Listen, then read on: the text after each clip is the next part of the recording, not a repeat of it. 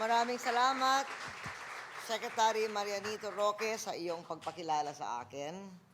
Secretary Boboy Sihuko, ang chairman ng TESDA, ang ating ibang mga opisyal ng DOLE, yung ating mga stakeholders, yung ating mga presenters, si Lita Hison for the land-based and Marlon Ronyo for the sea-based recruiters, lahat ng mga iba't ibang mga sektor na interesado, lalo na yung mga magagawa.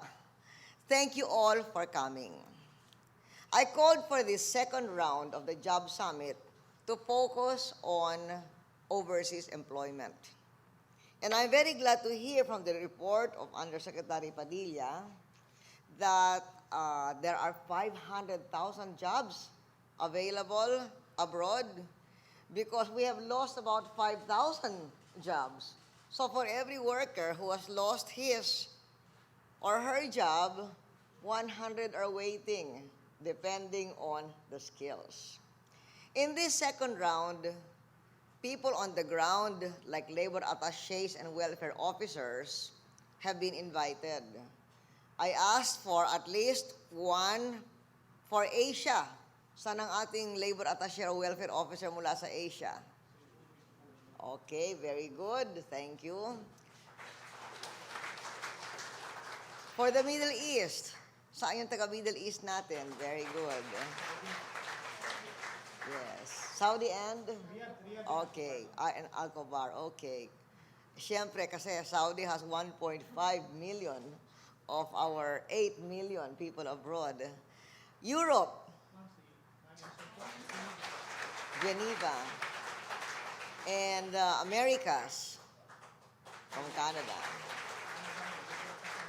We invited them instead of only the officials of the head office of the DOLE. Kasi kailangan marinig ang boses ng mga nandoon sa mga nasusugatan at nakikibaka.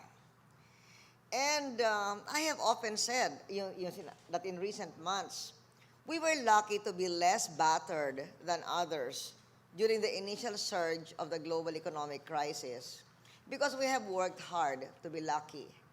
Years earlier, we decided to swallow the bitter pill of reforms that later fortified our economic fundamentals and gave us financial space to do all the things we need to do now in order to ease the burden on our workers losing their jobs.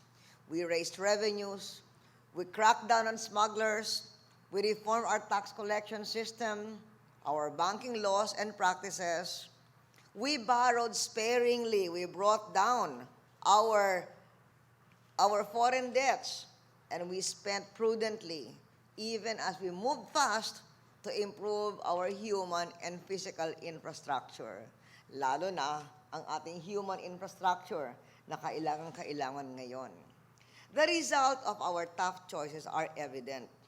Yung sinabi ni Undersecretary Padilla na 500,000 jobs are available, well, dito sa Pilipinas, yung Grant Thornton Business Survey that I think our cabinet members should disseminate reports that many Philippine companies will hire more people and raise pay despite the global slowdown. So the challenge is to match jobs with skills. So malaki ang papel ni Boboy Sihuko dito sa hamon na ito. Kaya kanina pinag-uusapan natin doon kay Boboy kung gaano kalaki ang hamon niya dahil sa report na nandun yung trabaho. Ang problema or ang hamon, yung matching. Kasi si Nito, isang career official. Matagal na siya nasa gobyerno. So Nito, sabi ko, di ba, di hamak ang laki ng budget natin sa TESDA hambing sa nung araw? Di ba nung araw, budget sa TESDA, 100 million, 200 million, sabi Nito, 80 million pa nga eh. Sabi niya, so 80 million, 100 million, 200 million. Tapos nung pumasok yata tayo, ginawa nating $500 million. Tapos ginawa nating 1 billion. Ngayon ay 2 billion ang budget ng TESDA. At Sabi ko kay Boboy, at huwag kang mag-alala. Don't try to have to live within the 2 billion kung kailangan. Kasi kung maubos mo yan 2 billion, di meron tayong policy sa pamalaan ngayon, sa mga ehensya. Use it or lose it. So, kung maubos mo yung 2 billion sa pangangailangan to match the skills, yung mga ibang medyo makupad na maggamit ng kanilang, yung mahina ang absorptive capacity na ehensya, di nang babawasan natin ang budget at ililipat natin ang budget nila sa DOLE at saka sa TESDA.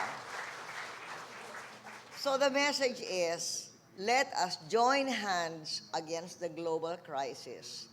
Let us join hands now to prevent the world crisis from becoming a Philippine crisis. Let us join hands to make sure that we stay on track towards sustainable growth. Kaya sa inyong lahat, mabuhay, maraming salamat, di na kailangan ng maraming salita. Ang importante ay magtrabaho tayo lahat. Thank you.